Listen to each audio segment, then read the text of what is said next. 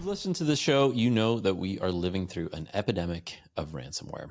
Last year, the amount paid to ransomware operators exceeded $1 billion, and the entities getting hit and seeing their operations disrupted by ransomware include hospitals, schools, and libraries. So what can we do about it? Well, one thing we might do is ban ransomware payments. And joining me today is Allan Liska, a senior intelligence analyst at Recorded Future, who thinks it's time to do exactly that. Allan Liska, welcome to Safe Mode.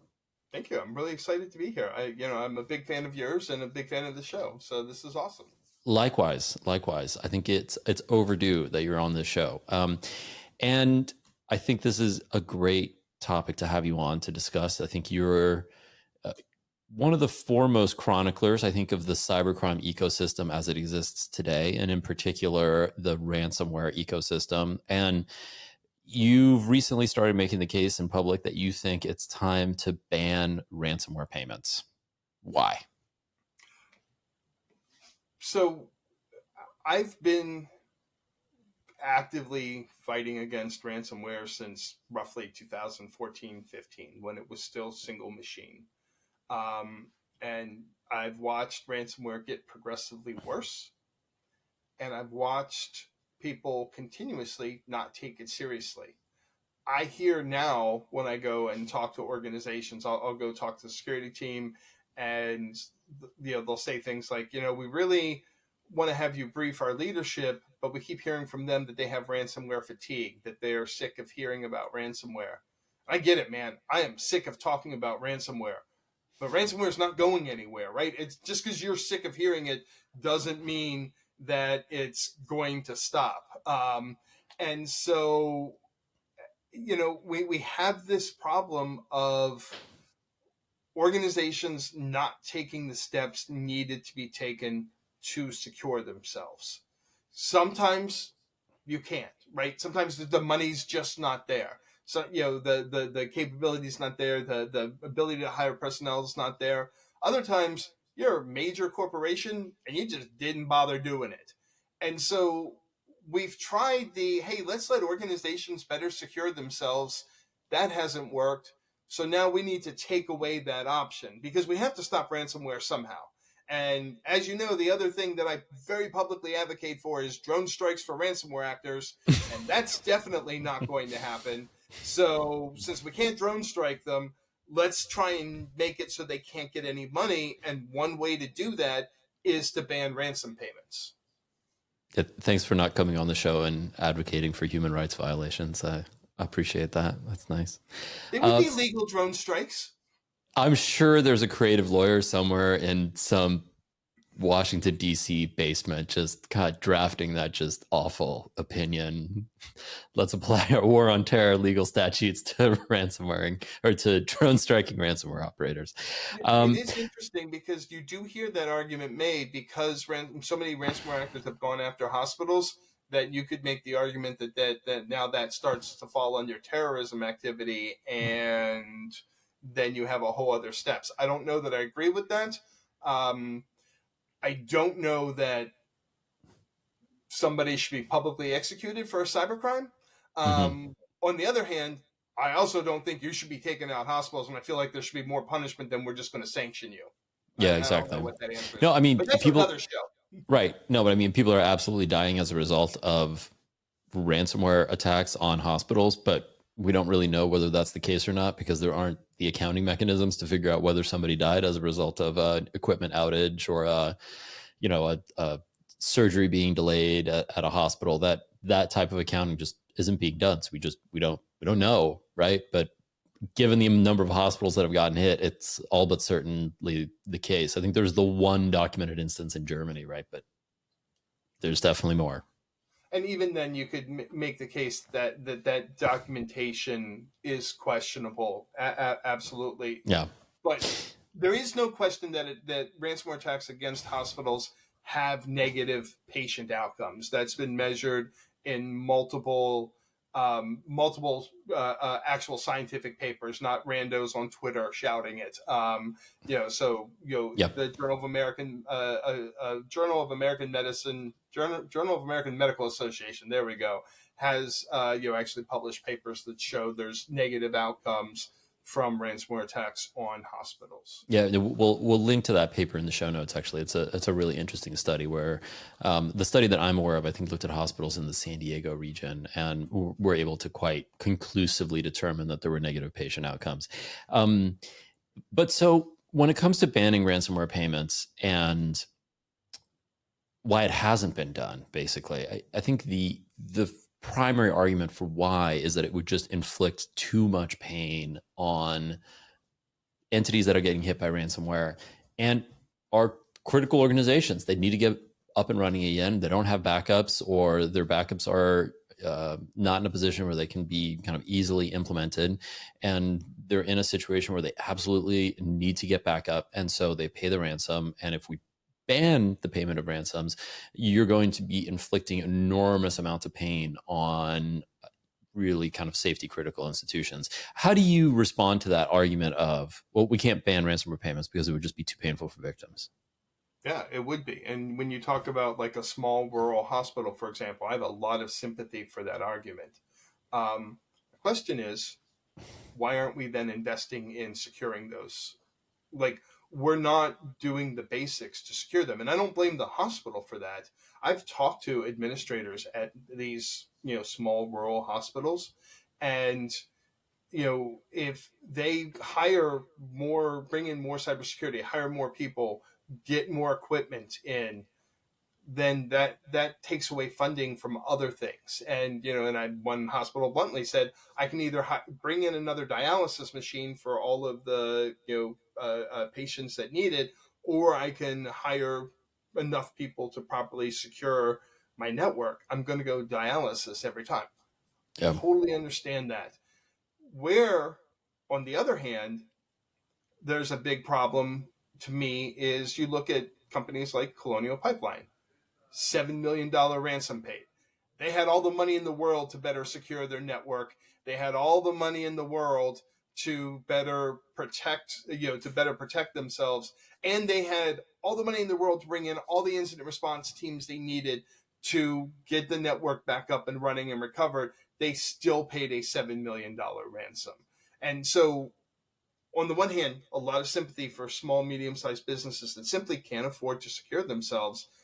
No sympathy for large corporations that pay these ransoms when there's no excuse for that. They could have secured their networks better to start with.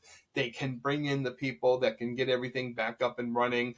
They don't need the key to recover files because they can restore everything. And we know the NCA very publicly said this. We know that if you're paying to have your data removed, it's not actually being removed. NCA said when they seized Lockbit servers, all the data that Lockbit promised that was being removed was still sitting there on the servers. So, you're paying money for people who are lying to you. And that's just dumb. So, so I mean, there's this kind of dichotomy between the haves and the have-nots.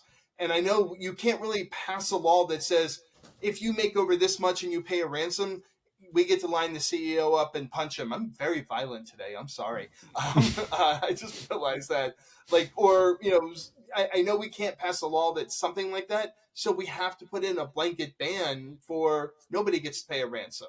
Because every time you pay a 8-figure ransom, you're just making more people want to do ransomware, and you're making the problem worse for the next small hospital that gets hit with ransomware because they can't afford to do it. So, that's kind of where my thought is. And I think if you're going to do something like that, and I know we won't do this because we never do, there has to be funding in there for providing security for these things that are critical infrastructure, schools, libraries, hospitals, to help them improve their security without having it come out of their existing budget. Yeah. I mean, I think the example of something like a rural hospital is a good example where the way that these hospitals are responding to ransomware incidents is indicative of how we're like socializing the costs of poor security. And I think for a rural hospital, a lot of the time it's going to be cheaper for them to pay a ransom than it is to actually invest in a like mature security program. And even if they do end up paying a ransom, a lot of the time they're going to go to their insurance company, and the insurance company might very well be recouping the cost of their ransom payment anyway. And so the cost that they end up having to pay beyond the disruption is actually not very significant at all. Well, and that may be, but we're also starting to see, because cyber insurance companies are putting in more stringent requirements before they will issue a policy. So when you come up for renewal, there's going to be it's going to be much more difficult to pass their test in order to get that policy renewed. You may wind up not having insurance going forward. There was, I think it was 2 years ago now, maybe, or yeah, I think it was 2 years ago now, that there was a hospital in the Midwest that wound up having to shut down in part because of a ransomware attack. It was already struggling, but the ransomware attack kind of put it over the edge, and it had to shut down. There was the HBCU college in Chicago that ran into the same problem, that they were already struggling. Ransomware kind of put them over the edge, and they had to shut down. They couldn't secure funding to keep going after that. So there isn't always that insurance option there, and going forward, it's going to be increasingly difficult if you don't meet a baseline of security. Mm. The other kind of main argument against banning ransomware payments, as I've understood it in the past, is like, okay, well, we can ban ransomware payments, but that's not actually going to do anything. And it's just going to force these payments onto the black market, and ransom payments are going to continue anyway. How do you respond to that? I mean, how many ransom payments are actually reported now? I mean, We don't know. we already have a situation where, unless Chainalysis or one of the other blockchain companies happens to identify it, we don't know who the hell paid a ransom. So yeah, it's going to be more of the same. I get it.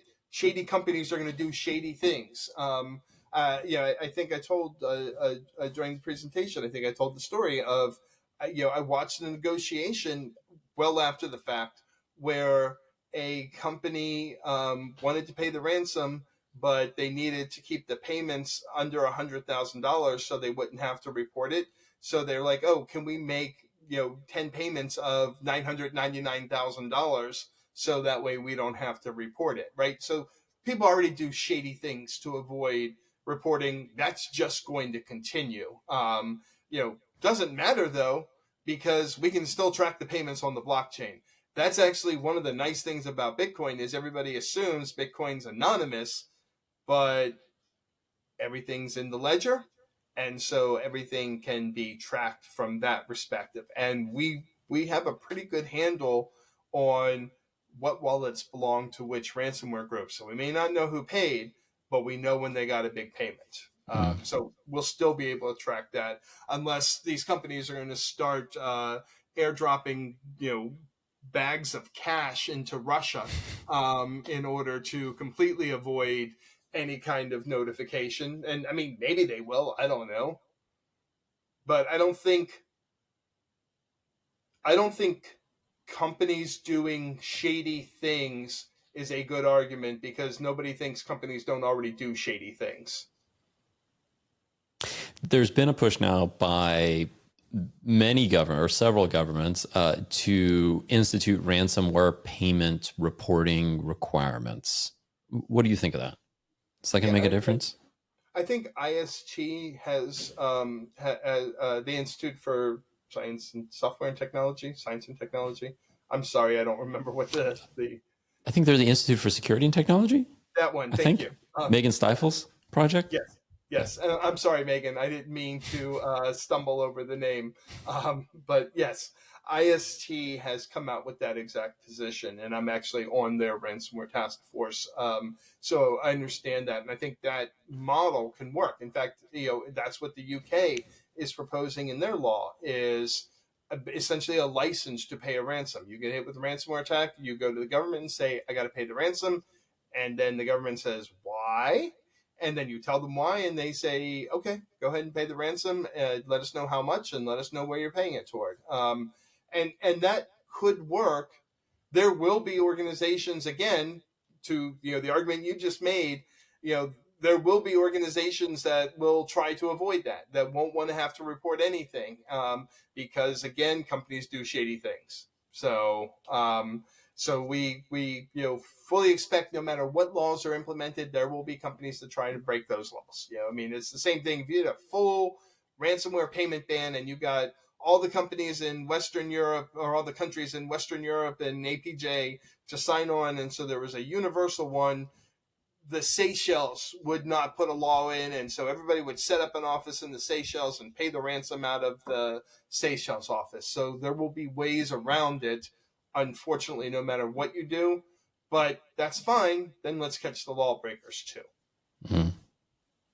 So ransom payments have been banned in the past. I mean, ransom payments as a phenomenon, right, is not a new thing. The fact that it's this digitally intermediated thing, that it's using a digital currency, that it's based on the encryption of data. These are kind of the novel phenomenon of modern ransomware. But ransom payments as a thing is very old, and there have been efforts in the past to try to ban ransom payments. Can you talk a little bit about that? How this issue has been addressed in the past, and what the results have been of past efforts to ban ransoms? Sure, and I actually think this is a better argument than some of the other arguments that you've been making for why it won't work.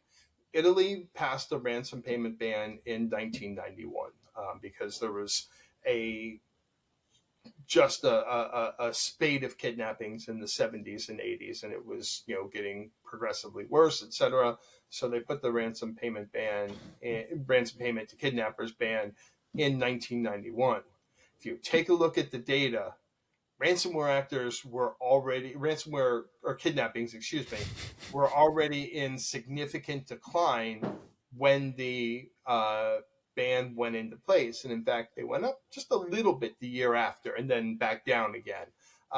So while Italy will tout the success of the law,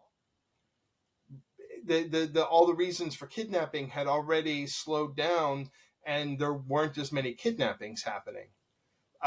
More recent example, state of North Carolina has banned public sector entities from paying ransoms. Hasn't slowed down the number of ransomware attacks against public sector entities in North Carolina. Same thing with the state of Florida. The state of Florida has banned public sector entities from paying ransoms. Hasn't slowed down the number of publicly reported attacks. Neither North Carolina nor Florida will release numbers publicly before and after to show whether or not there's been any improvement. But based on publicly reported attacks, there has been no slowdown in the number of ransomware attacks against public entities in North Carolina and Florida. So if you're not seeing that kind of decrease that you're looking for, I mean, then why are you making the argument to ban ransomware payments in that case? If you're not seeing kind of a concrete decrease in the data from these types of bans? Because ransomware actors aren't smart enough to know the difference between a public sector entity in North Carolina and South Carolina or Florida and Texas, right? Yeah. They're just not, right? That's not the way ransomware works. The ransomware actor doesn't wake up this morning, grab a shot of vodka and say, you know what, I'm going to go after a library in Chapel Hill, North Carolina today. They go by weaknesses. So that is, oh, look, I have a bunch of emails for this entity. Let's send some phishing emails. Or I have 1 million emails. Let's see who clicks on the thing. Or I have this vulnerability I can exploit. let's go exploit all the things and do that. That's why it needs to be nationwide and ideally multi-nationwide, because then the ransomware actors will say, oh, I can't hit anything in the US or Canada or Mexico or UK or France or Germany. That starts to show. And then, again, the ban needs to be enforced so that the ransomware actors don't get paid, because they're not going to stop attacks after that happens unless they don't get paid. Eventually, they need to make money. So that is, that's why a state by state ban won't work. And I don't even think a country by country ban will work. I think it needs to be multiple countries implementing it all at once, which I know it'd be hard enough to get just this country to do it, much less a whole bunch of countries to agree to it. But I think that's what you need, is kind of a universal stance that no, we're not going to allow payment bans we're not going to allow payments anymore. I mean, stepping back a bit from the argument around whether or not to ban ransomware payments, we're seeing governments get more aggressive in how they're combating ransomware. The FBI has a big initiative around this. We've seen international law enforcement operations around this. It clearly has the attention of the White House. What do you think of the efforts that are currently underway by governments to try to combat ransomware? How would you grade that work? I mean, I think a solid B plus.